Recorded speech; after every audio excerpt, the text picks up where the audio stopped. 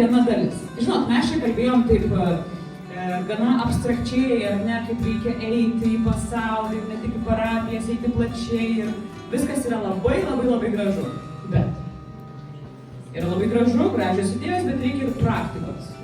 Reikia turėti tam tikrų įrankių, kaip eiti ir su kuo eiti. Tai šiandien pas mus atvyko dar viena svetėja, Kristina iš Vilniaus arkivyskupijos jaunimo centro. Gerbėjai Kristai, labai gera atvykti iš vienos tokios smagios kompanijos į ne ką liūdnesnę kompaniją. Tai gera jausti tokią šiltą atmosferą. Ir kaip jau pristatė, esu Kristina iš Vilniaus arkivyskupijos jaunimo centro, iš Utenos.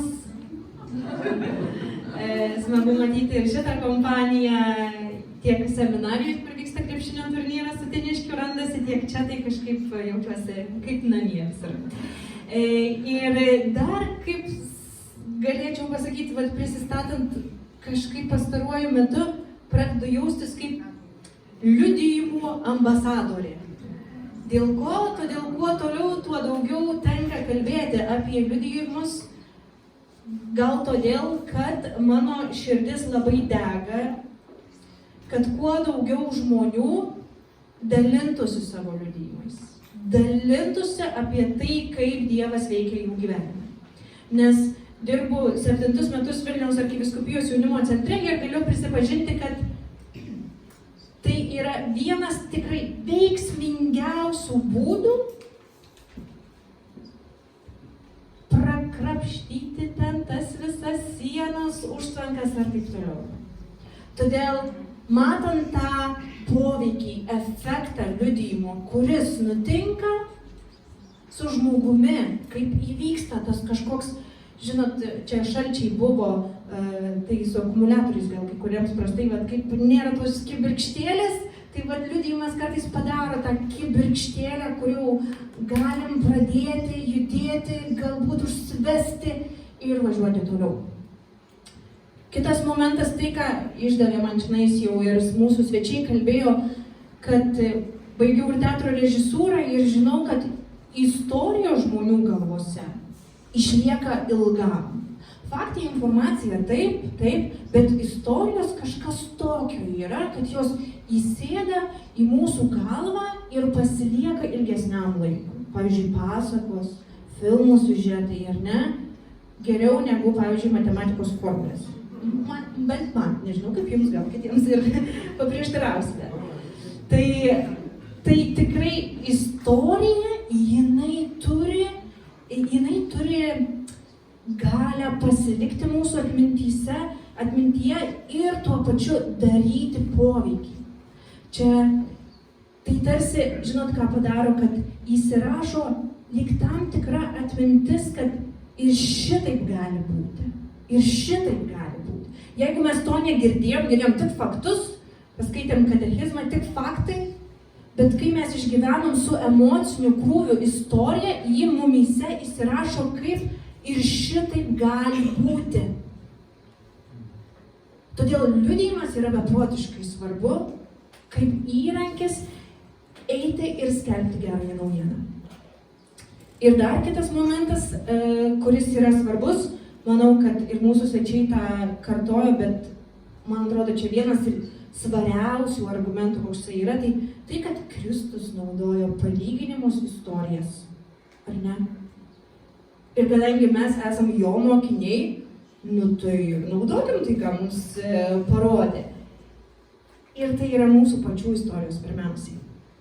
Ir kartais, žinot, nutinka toks įdomus dalykas, kad mes jau čia užsidegam, jau tikrai eisiu skelbti Dievą, papasakosiu, kokie nuostabus dalykas man nutiko gyvenime. Ir mes pradedam pasakoti ir, neužsiveda, -20 ir neužsiveda nieks tenais. Bet kaip stovi, taip ir nieks neužsiveda. Ir tada kartais norisi sakyti, ne, tai čia žmonės nebuvo pakankamai atviri. Trūksta dvasinės patirties, nelabai suprato, apie ką kalbėjau. Ir gal ir brandos trūksta, ne tas gyvenimo laikotarpis jam iš viso, dabar apie kitus, apie studijas mąsto. Nu, žodžiu, ateis laikas supras. Bet aš galvoju kitą momentą. Paimsiu tokį palyginimą vieną. Man atrodo, kad kartais mes nepasveriam mūsų liudijimo svorio, koksai jisai yra. Kaip jis yra paruoštas, kaip jis yra pagamintas, pavadinkim taip. Tarsi mama, kuri ateina pas vienerių, labai dabar šaržuosiu gerai, bet galima ir subtilesniai formai tą patį patirti, kuri ateina pas vienerių metų vaiką, pagamina jam valgyti cepelinų ir sako, nu tik paknebinėjo ir nieko nevalgys. Nu, aš nežinau, aš taip stengiausi, patį skaniausią patiekalą pagaminau, viską atidaviau, ką geriausia turėjau, bet nevalgy. Nevalgy. Taip, nes vaikas dar negali suvalgyti tokio maisto, ar ne? Ir iš tikrųjų kažkas panašaus kartais vyksta, kai mes ateinam liudyti žmonėms. Atrodo, atnešam pačią nuostabiausią, pačią tikriausią patirtį, ar ne? Tokią intimę, mums beprotiškai svarbią. Bet klausimas, kaip mes ją pateikiame. Nes dėmesio, mes čia susirenkam ir šnekamės kartu ir daugybė dalykų, ką aš jums sakau, jau yra savaime suprantami. Mes turim tam tikrą savo krikščionišką normą. Kas yra Dievo malonė, kas yra Dievo artumas. Mes iš viso žinom, kad yra Dievas. Čia jau daug. Bet dažnai nutinka taip, kad mes su tais žmonėmis, su kuriais šnekamės, jiems tai šitos dalies nėra.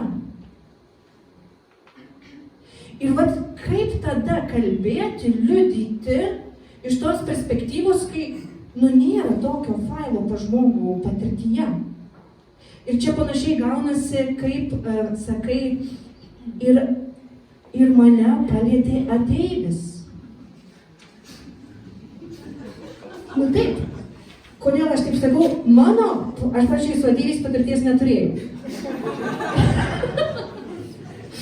Čia visai džiaugiuosi to. Ir kas yra, kad kai aš neturėjau patirties su ateiviu, tai ir kai man sako, mane palietė ateivis, tai man ir skamba taip tuščia galvoju. Nieko. Nesuprantu. Tuščia. Nulis informacijos. Nulis emocijų. Ir labai gali būti, kad kai mes sakom, Dievas mane ištiko, mane palietė Dievo malonė, žmogui yra tuščia. Nulis. Ir čia nutinka tas momentas, kad mums iš tikrųjų reikia padirbėti. Reikia padirbėti tam, kad mes sugebėtume iškomunikuoti tai, ką mes esam patyrę, pagal tų žmonių kalbą. Tai, ką jie galėtų būti patyrę. Ir kas jiems padėtų suprasti, ką reiškia Dievas prisilietė prie manęs. Ar ne?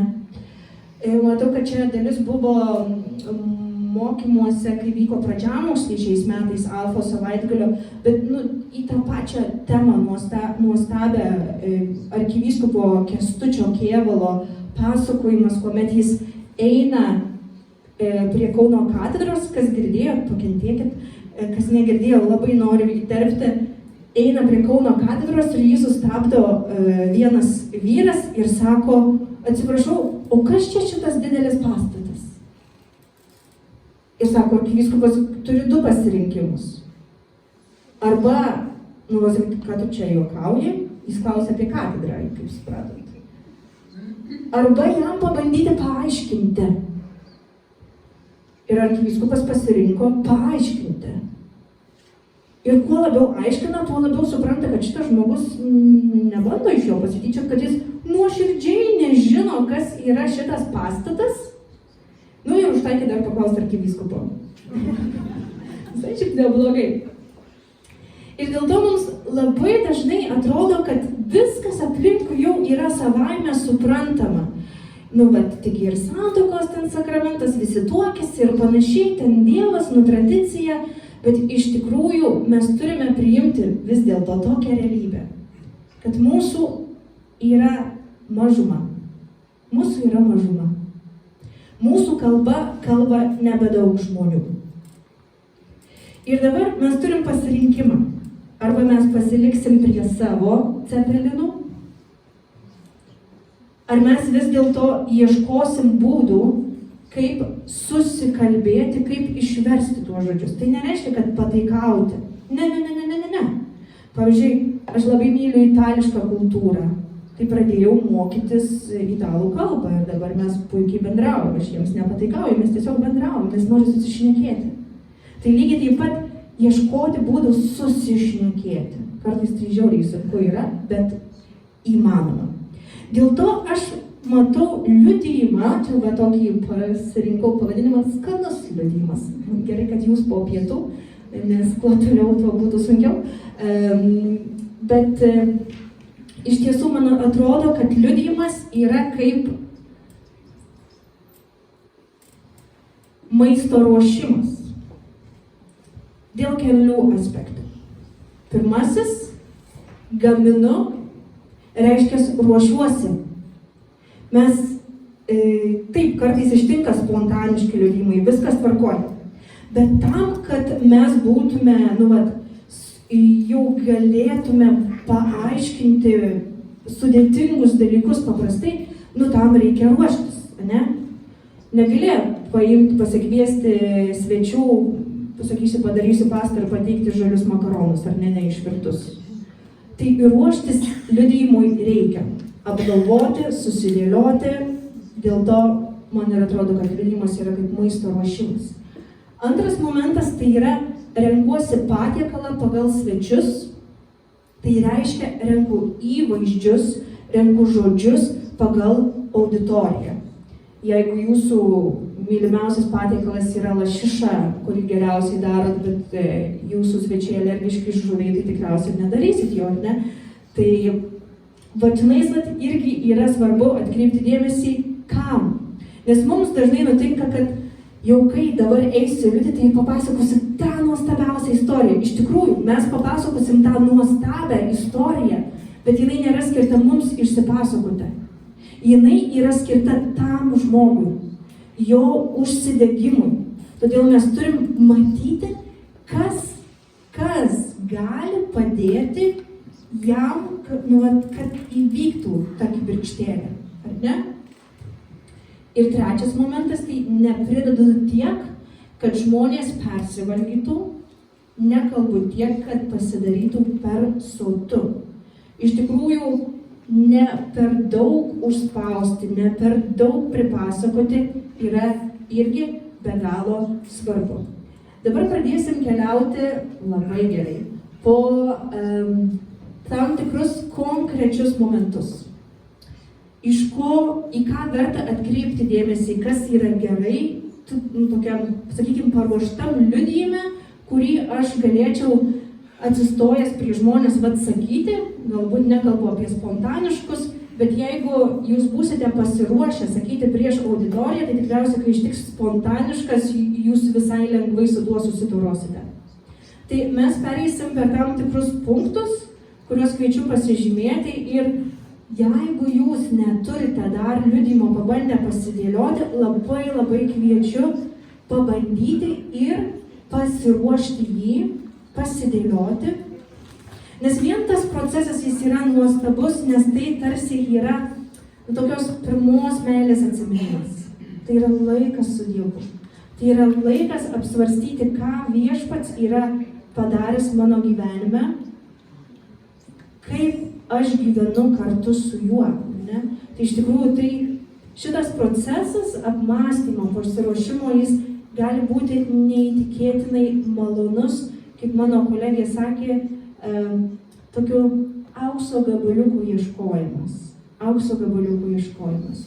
Jeigu jūs esate tikintis žmogus, aš net neabejoju, kad jūs turite ne 1, 2, 3, 4, 5, o visą 100 momentų jūsų gyvenime, tikėjimo istorijoje, kurioje galėtumėt papasakoti apie Dievo veikimą.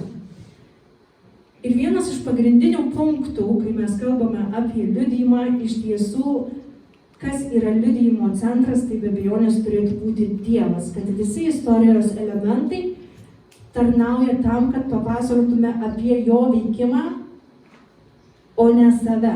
Kartais šitas yra toks slidus momentas, nes juk pasakoju savo istoriją, ar ne? Tai kaip čia dabar padaryti, kad būtų apie Dievą, o ne apie mano gyvenimą? Tai vienas iš tokių pavyzdžių, kurį noriu duoti, kartais tiesiog paprasčiausi akcentai labai gerai padeda pasižiūrėti ir išryškinti, apie ką tai yra. Atsimenu, buvo viena, čia dabar tokie iš pavyzdžių, vienas liudijimas, kuomet pasakojo žmogus apie tai, kaip jų bendruomenė nežinojo ilgą laiką, ką daryti, jie susibūrė, bet nerado būdo būti. Ir tada atvažiavo jaunimo centras, davė įrankį, vieną parodė iš maldos būdų ir jų bendruomenė pradėjo melstis ir taip gyvuoti, kaip atradusi maldos formą. Nu ir va, ir klausimas apie ką, taip čia sutrumpinta ta istorija. Ar apie jaunimo centrą, kuris gali išgelbėti jūsų bendruomenę? Ar kai padėjo jaunimo centras atrasti maldą, kuri mus subūrė, sujungė ir padėjo išlikti bendruomeniai? Jaučiat skirtumą? Manau, kai kurie paliks. Kartais tokie paprasti akcentai, jie labai daug duoda. Bet labai verta pasižiūrėti, kad centras išliktų Dievas, o ne aš, jaunimo centras ar dar kas nors. Važiuojame kitą. Antrasis. Konkreti tema, konkretus įvykiai. Priešinga, papasakosiu visą gyvenimą, visos temos svarbios. Iš tikrųjų, kai mes gaunam eterį ir paliečiamas yra momentas mūsų gyvenimo, mes iš tikrųjų turim labai stiprų emocinį ryšį su savo gyvenimu, todėl mums, galima sakyti, kiekviena diena yra brangi. Nu tikrai. Mums visos mūsų gyvenimo momentai, visi gyvenimo momentai, ypač susiję su Dievo patirtimis, yra brangus ir svarbus. Vienintelis momentas yra klausimas, o ką turi išgirsti tas žmogus šiandien? Nes nutinka, kad kai mes sudedam viską į vieną, tai finale gaunasi niekas. Čia vėl mums labai gerai pasitarnauja maisto ruošimas, nes jeigu mes darom ir triufelių tortą, ir, gal dar obuolių tortą, bet dar šiandien nevalgiau, tai gal ir salotų pridėsiu, ir dar makaronų įdėsiu, tai patys tada ir valgykit tokį maistą, ar ne? Pasakytų, kam tai paruošiama yra. Labai svarbu, kad tam, kad žmogui įkristų tą informaciją, vis dėlto geriau rinktis yra konkrečius įvykius temas. Temų liudijimuose gali būti šimtai. Išpažintis, atsivertimo istorija, Eucharistija, bendruomenė, malda, šventoji dvasia, santuokos sakramentas. Temų yra begalės, apsčiai. Dažniausiai galvom, kad tik atsivertimo istorija, bet iš tikrųjų kiekvienas gyvenimo momentas, kur gali prisiliesti Dievas, gali būti tema, nauja tema liudijimui, ar ne? Tai svarbu konkreti tema, kad nepapasakočiau visko, nes dažniausiai, kai būna viskas, tai nebesvarbu niekas. Girdėjau šitą nuostabią frazę, jinai iš tikrųjų yra labai veiksminga. Pavyzdžiui, iš režisūrinės pusės, ką mes sakom, kas yra režisūra, atrinkti nereikalingus dalykus, kad pasidarytų vienas aiškus siauras takas, kuriuo tu vedi žmogų. Ne į visus šonus tenais, bet aiškus takas, kuriuo tu pravedi žmogų ir jis supranta. Geriau viena giliai įstrigusi mintis, negu 100 mintelių, ir tikriausiai nei viena svarbi, kaip musytės tada jau tokius pradėsi baidytis jų. Tai iš tikrųjų konkreti tema ir konkretūs įvykiai. Taip, čia ta nuostabioji tema, man labai patinkanti, galbūt netikinčiam suprantama kalba. Priešingai, vartoti bažnytinę kalbą, bažnytiniais skliaustelius, nes šitai tokios, kaip pasakyti, yra ta liturginė ir lotynų yra, bet mūsų slengą pavadinkime, ne? Mūsų vietinį slengą, kiemo slengą. Tai apie ką konkrečiau kalbu? Tai nėra vien tik tai tie žodžiai kaip adoracija, eucharistija, tabernakulis, pastoralas ir visi kiti. Taip. Tai ne vien tik tai šitie žodžiai dėmesio. Šitie tai visai dar aišku, bet vis tiek išsprūsta. Ir man būna, kai kalbu su jaunimu, išsprūsta. Ir tada išbėgu ir bandau paaiškinti. Bet kas yra tikrai dar dažnesnis tas vietinis slengas, tai yra Dievo artumas, Dievo malonė, Dievo prisilietimas. Pasakyti man, kas tai yra.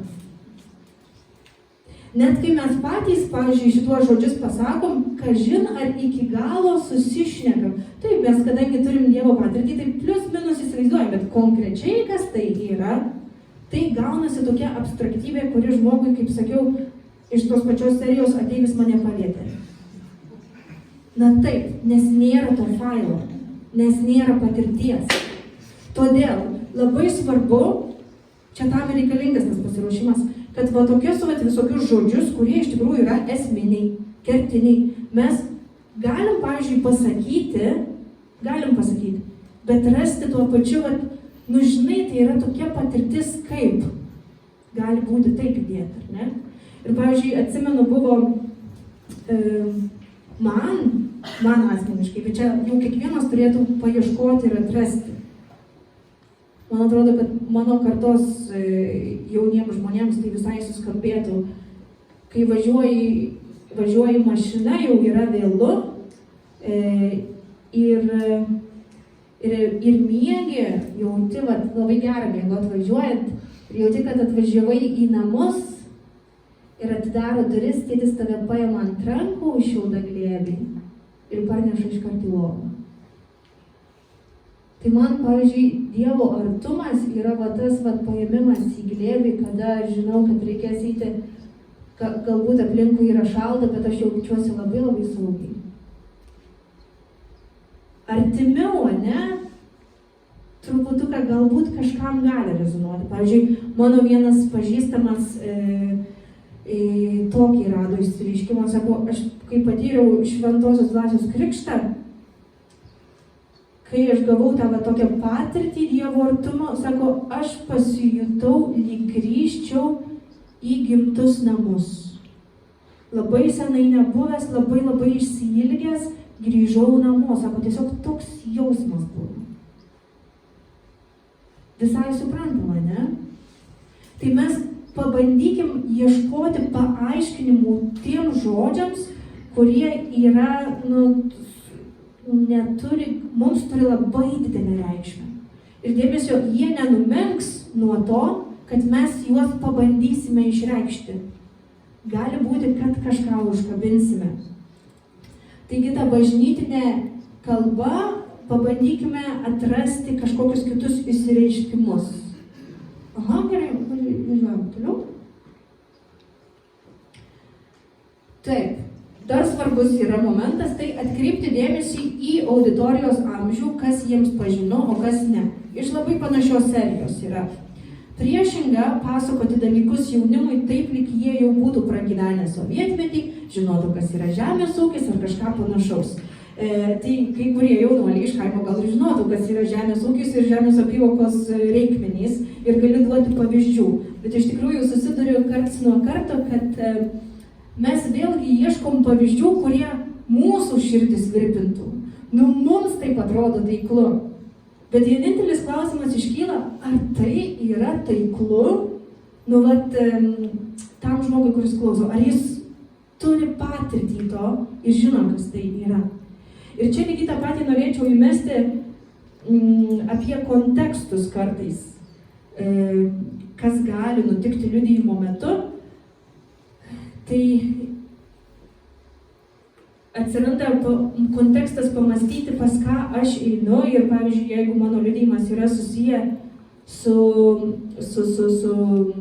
nežinau, mylinčio tėvo istorija, Dievą atrasti kaip tėvą, tai iš tikrųjų būna kartais auditorijos, kur tu tik po to nuėjęs susipranti, kad galbūt kitą liudijimą reikėtų pasiimti. Pavyzdžiui, pasakoti per savo tėčio prizmę, kaip jis mane mylėjo ir per tai aš suprantu, kaip Dievas mane myli. Jeigu, pavyzdžiui, yra didelė dalis auditorijos tie suaugę žmonės arba jaunuoliai, kurie neturi tėčio, ar ne, tai tampa tarsi tada kaip tik žmogų uždaro. Arba dabartiniam karo kontekste mes, pavyzdžiui, irgi turėjom labai tokį, dėl ko aš jų vardinu, nes kartais tu įvyksta ir tik tada susiprotėjai, kad, gal negerai tai padaryti.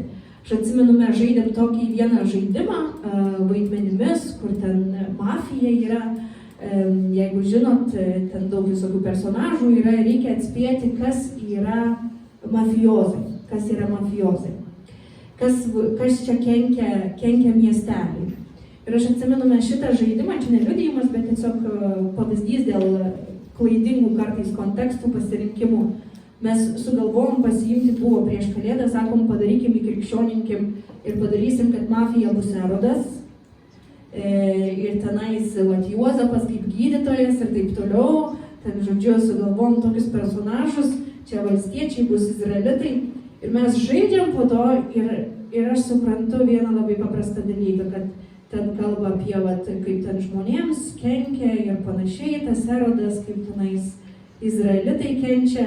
Ir tada staiga ištinka, kad tik šiuo metu karas tenais vyksta tiek Izraelį, tiek Gazoj, žūsta po šiai dienai beveik kiek žmonių ir nesuvedėm, bet pasidarė taip neskanu, tai kartais tų kontekstų gerai pasižiūrėti, kur netyčia galėjau užtaikyti tai, kas ne taip susiskambės, ar ne? Tai atkreipti dėmesį į tą auditoriją, kamgi vis tik aš kalbu.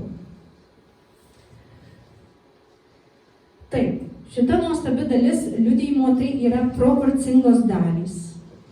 Liudijimas turėtų susidaryti, priešinga yra pasakoju tik kaip buvo blogai arba tik kaip buvo gerai.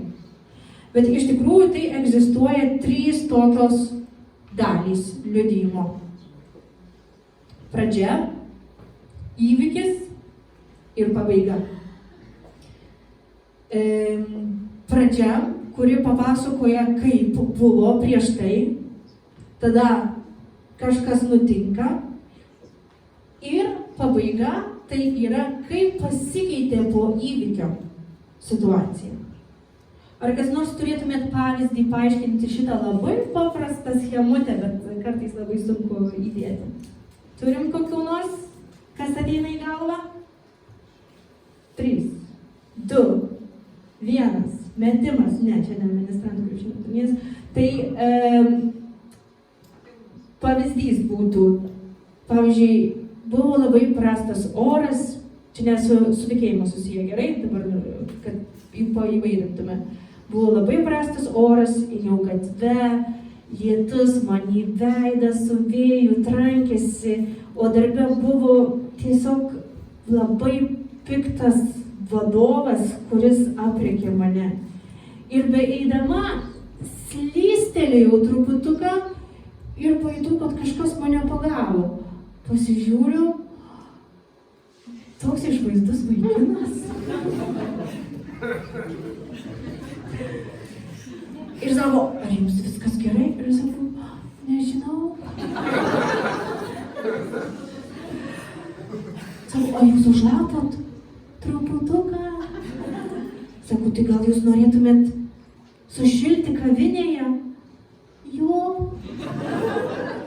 Ir štai pabaigėm ir jie kartu nueina į kavinę išgerti, arba, žinoma, sušilti, nes užlapų, žinot, ten batas ar kas.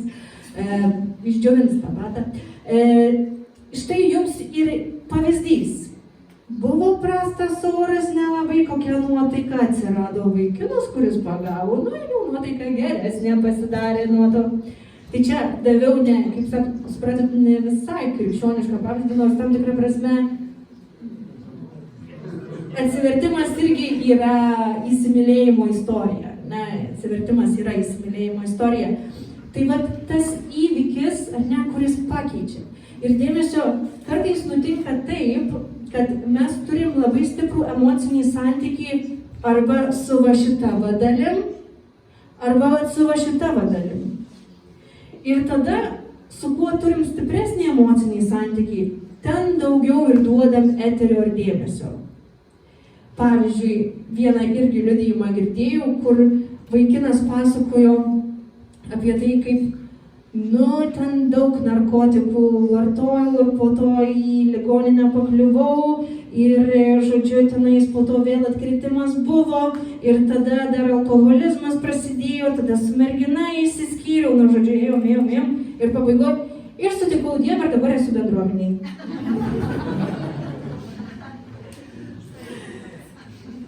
Tai būna šitai, tikrai būna, kad su kuo mes turim didesnį emocinį santykį arba kur mums daugiau aiškesnių įvykių ar ne kažkokių nupasakojimų, tai ten daugiau ir pasakojimų. Bet iš tikrųjų tai turėtų būti proporcingos dalys, nes dėmesio viena dalis tarnauja kitai daliai. Jeigu aš nepapasakoju pradžios, tai aš nesuprantu ir koks įvykis, koks tas pokytis yra. Jeigu būčiau papasakojus tiesiog ėjau gatve, slystelėjau, pamačiau vaikiną,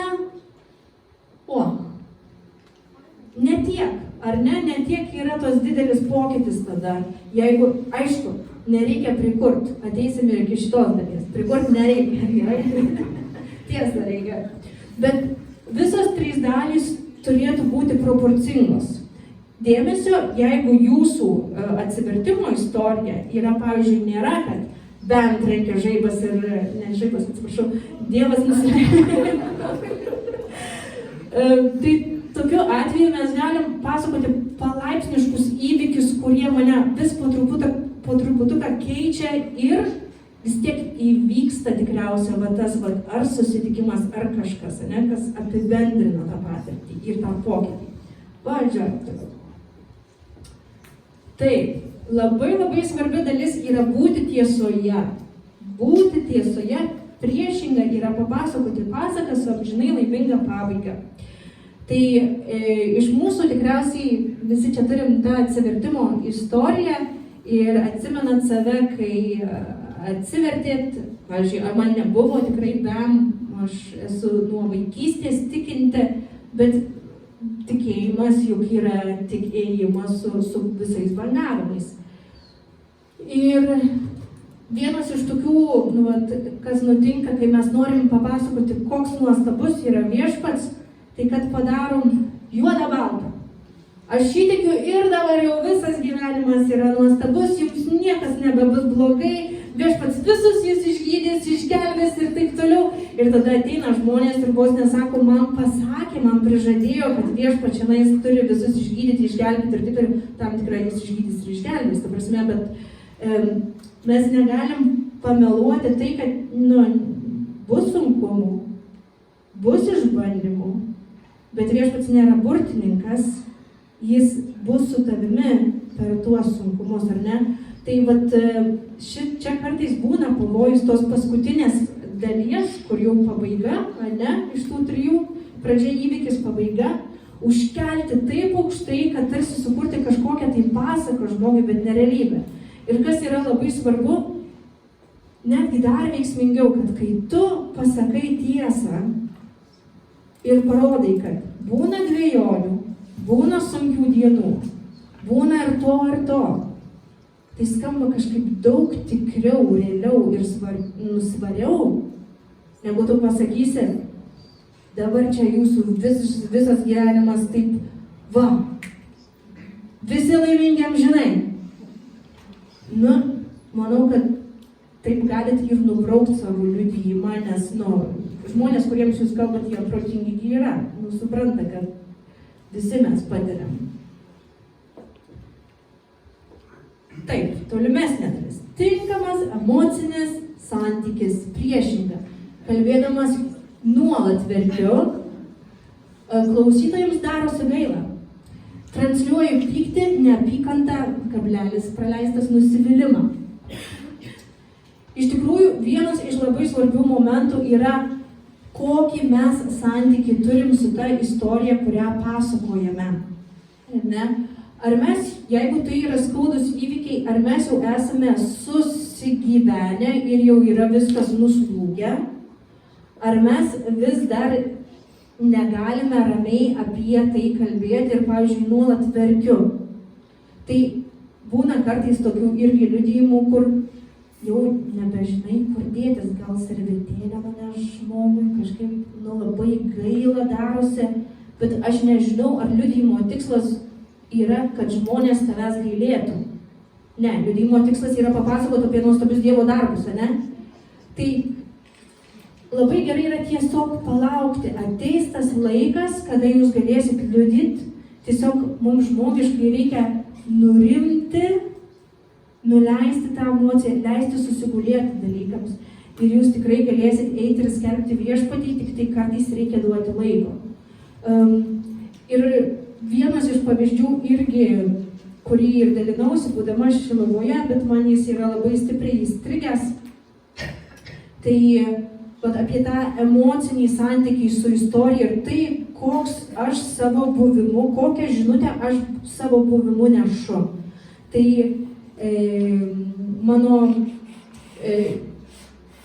susitikau tokį vieną nuostabų tikintį žmogų Prancūzijoje, John Pridmore, jis yra buvęs Londono mafijos, gangsteris ir į savo gyvenime patyrė įspūdingą atsivertimą ir šiuo metu jau 20-30 kiek ten metų važinėja po visą pasaulį ir tiesiog pasakoja savo istoriją. Ir reklama, vasario mėnesį bus išleista į lietuvių kalbą jo atsivertimo istorija. Tai reklama. Bus ir knygų mugė pristatymas. Bet esmė kokia, kad aš kai ieškojau to žmogaus pasikviesti į Lietuvą, mes buvom susitikę Prancūzijoje ir po to dar klausiau jo liudijimą, nes jis buvo labai įspūdingas. Su manimi kambaryje tuo metu irgi buvo mano draugas, kuris nėra tikintis. Nu, jis yra tikintis, bet sunku pasakyti. Taip, kelionėje. Ir sakau, nori paklausyti, sakau, jo. Ir jis žiūri tą liudijimą, klauso ir kai baigė Džonas kalbėti, baigėsi liudijimas, jis sako man, žinai, sako, jis kalba su tokia ramybe, sako, kad man apskritai sunku patikėti, jog jis visą tai perėjo, ką pasakoja. Sako, nes dabar jis kalba su tokia didelė ramybė. Tai vien mūsų būvis, kaip mes transliuojam dalykus, kokį santykį turime į juos, ypatingai jeigu yra skaudus kažkokie tai dalykai, yra labai svarbi liudijimo dalis, be galo. Nes jeigu esu turėjus vieną pokalbį teatro jau dalykams, kalbėjome su vienu žmogumi apie jo šeimą ir tėtį, kuris turėjo alkoholizmo problemų. Ir tas žmogus sako, ne, tai aš nepykstu ant jo. Sako, aš niekada gyvenime prieš moterį, sako, nepakelčiau rankos taip, kaip jis pakėlė, bet aš tikrai jau dabar viską susitvarkiau, aš nepykstu ant jo. Ir aš matau, kad visas kūnas, viskas transliuoja labai didelį pyktį ir skausmą, ne? Ir tu tiesiog netiki tai, kas yra pasakojama toliau, nes kūnas išduoda. Tai tas emocinis santykis yra labai svarbus. Pasitikėjimas Dievu ir savo paties istorija. Taip, priešinga, gražinu, nes reikėtų daugiau fanfarų mano paprastai istorijai. Iš tikrųjų, kai ruošiamės, tai atrodo, kad jau susidėliojau, viskas tvarkoj, bet kai ateini į santykį su žmonėmis, žiūri į jų veidus, po pietų jie kartais būna apsnudę,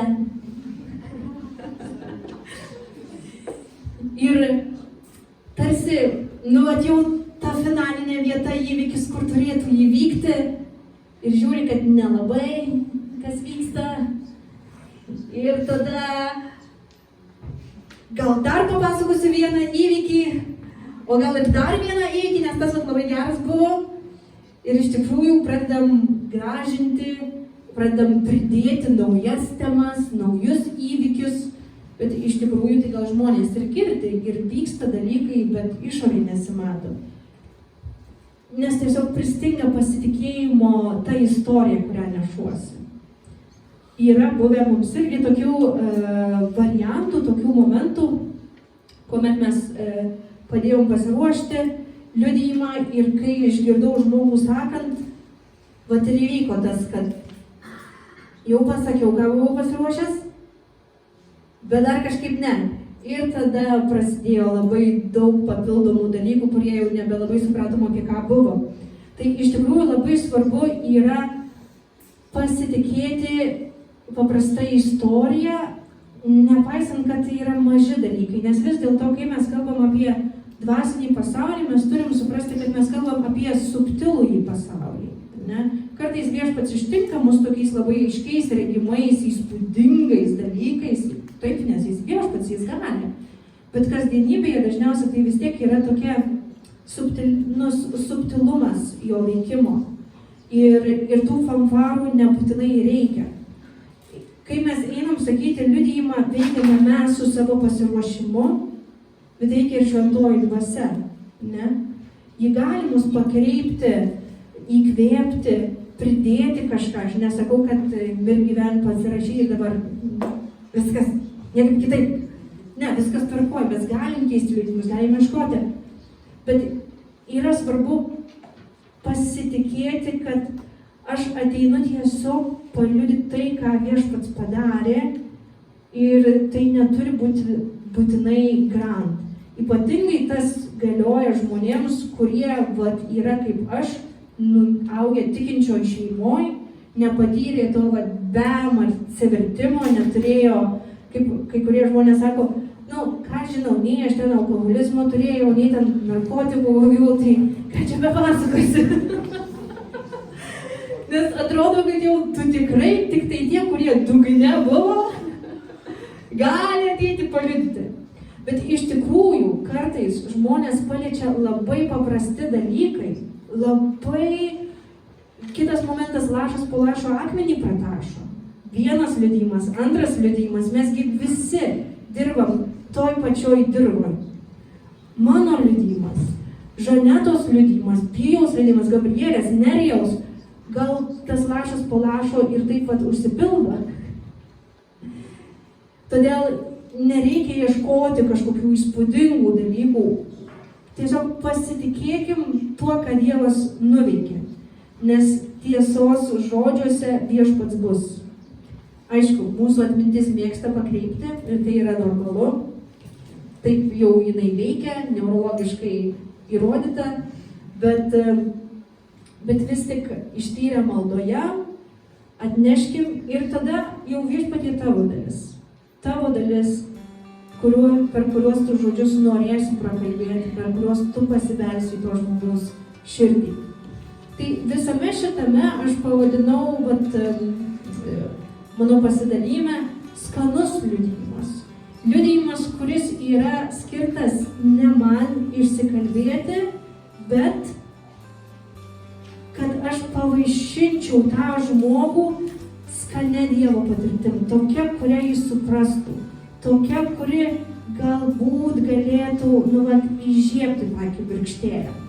Tai tokie yra keletas segmentų ir drąsos dalintis, drąsos kalbėti apie tai, nes, kaip sakiau, tai vienas efektyviausių būdų, kaip žmonėms atnešti Kristų, duoti idėją apie tai, padėti suprasti bent truputuką per kažkokius įvaizdžius, pavyzdžius, kas tai yra.